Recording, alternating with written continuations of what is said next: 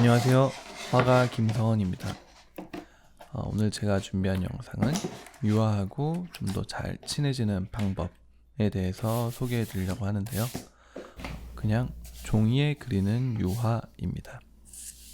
이게 유화라는 게 사실은 굉장히 만만한 재료인데 아무래도 이제 한국의 특성상 이렇게 채색에 대한 입문을 보통 수채화 혹은 아크릴로 하게 되잖아요. 저도 그렇고요.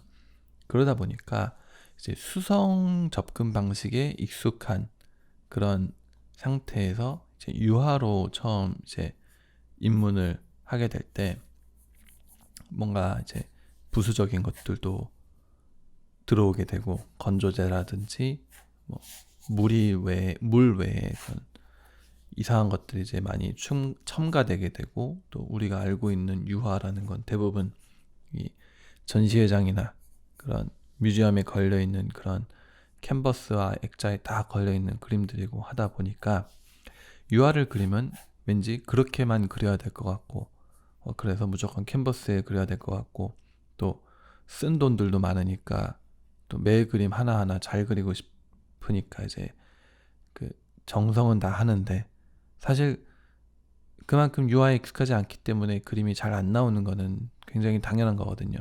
근데 기대만큼 결과가 또 좋지 않고 그러다 보니까 이런 것의 반복이다 보니까 유화에 이렇게 접근하게 되거나 혹은 지속적으로 유화를 사용하게 되는 것들이 힘들어지게 되는 그런 경우들이 많은 것 같아요. 제가 봤을 때 제가 이제 이런저런 얘기들을 들어보면은 근데 사실 서양 같은 경우는 대부분의 첫 그 채색의 입문을 유화로 하는 경우가 많습니다. 그러니까 이게 섞는 그런 미디엄이라든지 이 붓을 닦는 그런 건조제 혹은 그 세척제 그런 것만 이제 차이가 날 뿐이지 사실 색칠하는 채색 도구라는 거에 대해서는 뭐 그렇게 특별할 게 없는 게 사실 유화입니다. 그러니까 마르는 속도가 좀 느리다. 이게 이제 왜 그렇게 부담이 되는지는 모르겠어요. 이제 한국 분들이 워낙에 빨리빨리를 좋아해서 그런지. 근데 마르는 속도도 그렇게까지 오래 걸리진 않거든요, 사실. 특히 이렇게 종이에 그리게 되면은 밑에 이 유분이 흡수가 되기 때문에 물감이 꽤 빨리 평평하게 이렇게 드라이하게 됩니다. 그래서 뭐 아무런 그런 건조제를 쓰지 않고라도 한 이틀 정도면은 거의 충분히 말라요. 근데 여기에 이제 건조대까지 살짝 섞었으면은 뭐 반나절만 해도 충분히 마르기도 합니다. 그렇기 때문에 어 이런 식으로 종이에 그냥 뭐 색연필이나 뭐 아크릴이나 파스텔 그리듯이 이렇게 그려도 충분히 이런 표현과 그런 채색 연습 혹은 스케치를 할 수 있는 게 유화예요. 그러니까 이런 식으로 연습을 하게 되면은 당연히 이게 경험치도 쌓이게 되고 또 어, 표면 자체도 사실 캔버스 같은 그런 오돌토돌한 면보다 훨씬 평평한 부드러운 표면이기 때문에 그림 그리기도 훨씬 수월합니다. 그리고 이제 혹시 유화가 뒤로 새더라도 이렇게 두꺼운 종이 밑에 깔고 하면은 전혀 새 들어가지도 않고 이렇게 그냥 만만하게 한 장 한 장 넘겨가면서 그리면서 연습을 할 수 있어요. 마르지 않기 때문에 이렇게 뒤로 덮이면은 이제 뒷면에 들러붙게 되는 게 또 걱정일 수 있는데 저 같은 경우는 이제 이 살짝 붕 띄워 놓듯이 그냥 옆으로 넘겨 놓습니다. 이렇게 책을 이렇게 꾹 덮어서 눌러 놓지만 않으면은 그렇게 들러붙진 않아요. 물론 이 다음 장 뒷표면에 물감이 조금 묻는 케이스는 생길 수 있겠죠. 근데 그렇다라고 뭐 이렇게 그림이 뭉개지거나 그렇지도 않고요. 이게 뭐 제가 전시를 할 거나 뭐 어디다 갖다 팔 그림들이 아니잖아요. 제가 연습하고자 혹은 그냥 이렇게 기록 삼아 연습 삼아 하는 스케치들이니까 그냥 이렇게 부담 없이 접근하면은 되게 좋은 것 같더라고요. 지금 사용하고 있는 종이 같은 경우는 어, 제가 아주 옛날에 그 홍대에서 이제 화방에서 그냥 샀던 그런 평범한 이런 그 갈색 종이에 스케치북입니다. 한 3,000원이었나? 그렇기 때문에 특별한 종이에 그릴 필요가 없어요. 그러니까 유화 종이가 따로 나오는데 그 가장 큰 특징은 이제 표면 처리 같은 것들, 약간 캔버스를 살짝 재현하기 위해 나온 살짝 토돌토돌한 그런 재질과 두꺼운 그 레이어들이 쌓여 있는 겹이 두꺼운 수준뿐입니다. 그런 것들이 이제 밑에 새가는 것들을 방지하기 위한 건데, 이렇게 그냥 뒷장에 뭐 하나 깔고 뭐 제가 이제 뭐 10년, 20년 그렇게 아주 좋은 상태를 유지할 그림이 아닌 거에야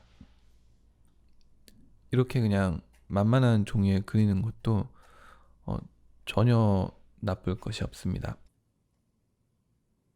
또 이렇게 그 브라운 톤 페이퍼에 그리게 되면은 제가 이제 평소에 그 작업을 할 때 밑칠을 하잖아요. 회색이나 검은색 같은 걸로 혹은 남은 물감들로 밑칠을 해서 이제 미드톤을 만든 상태에서 그림을 들어가는데, 그런 효과를 이제 주는 거하고 같은 그 역할을 해줘서 명도 같은 것들을 이렇게 확인하면서 표현을 해주는데도 아주 용이합니다.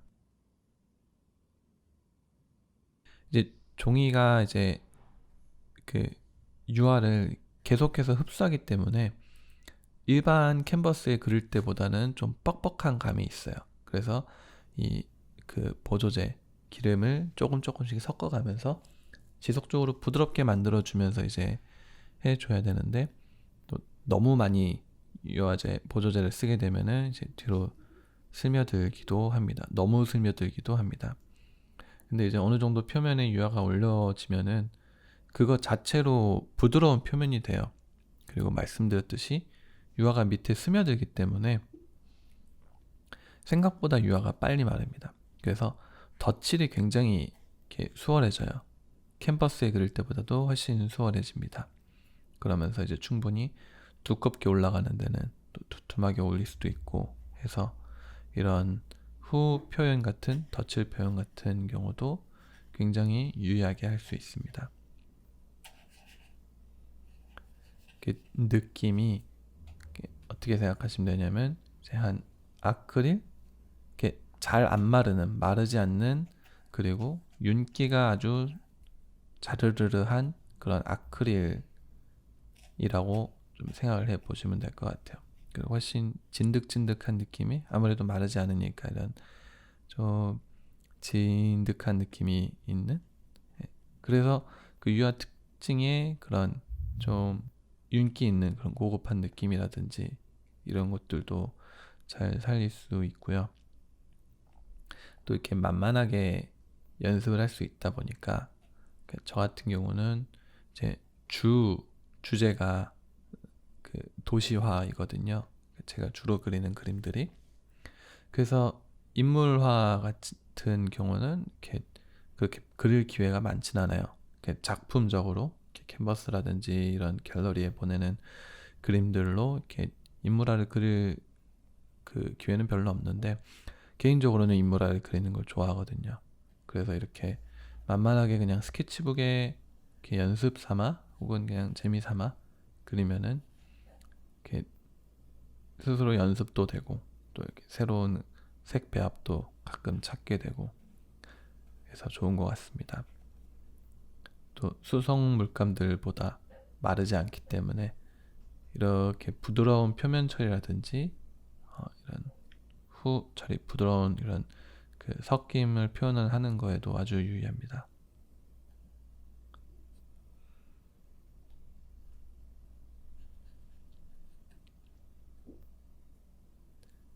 아무래도 종이에 그리는 거니까 평소처럼 유화로 스케치를 하는 것보다 연필로 스케치를 하는 게 훨씬 더 편할 거예요. 그리고 속도적인 부분이나 후에 채색 들어갈 때도 이제 고민을 조금 덜 하게 되는 부분이 있어서 스케치 부분만 이제 연필로 해주고 이렇게 색으로 채워나가듯이 채색을 해주면 됩니다.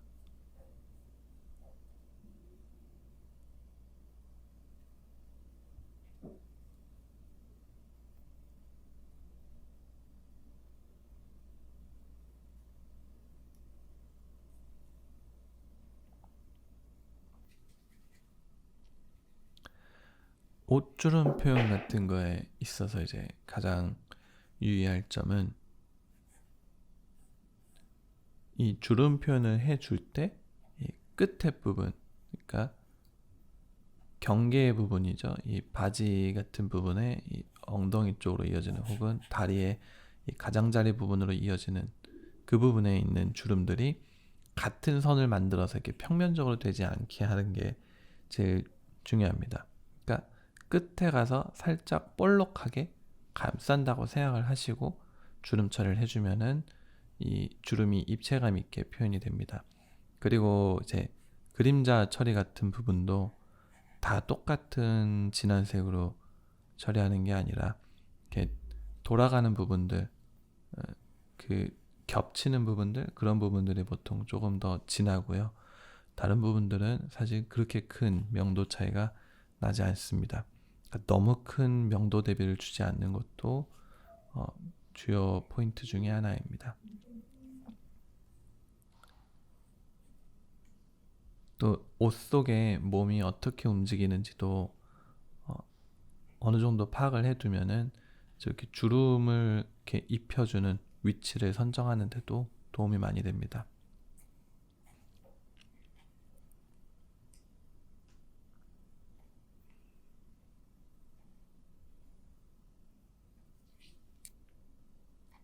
이렇게 밑에 쪽 한번 싹 칠하고 올라오면은 위에 부분이 얼추 말라 있어요. 그래서 이제 마지막 하이라이트라든지 이렇게 후 덧칠을 해줘도 충분히 표현이 잘 됩니다.